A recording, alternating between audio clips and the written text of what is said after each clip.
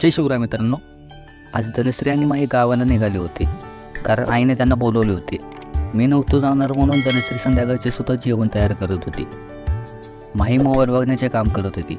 मला धनश्री चपाती आणि भाजी कशी करायची त्या टिप्स देत होती कारण त्या नसल्यामुळे मलाच बनवण्याची वेळ होती. मी पण आपलं सगळं बघून घेतलं, पण मला चपात्याची कणी कशी मळायची ते समजलं नाही. जेवण करून धनश्री आणि माही जाण्यासाठी रेडी झाल्यात. माईने तिच्या खेळण्याची पिशवीसुद्धा सोबत घेतली.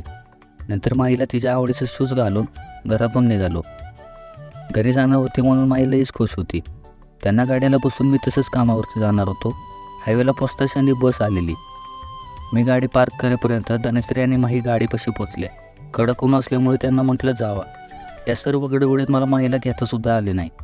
एका क्षणासाठी वाईट वाटलं त्यांना जाताना बघून. त्यांना गाड्याला बसून मी आपल्या ड्युटीवरती निघालो आणि सुट्टीच्या मधले दिवस मोजायला लागलो कारण घरी जाण्यासाठी.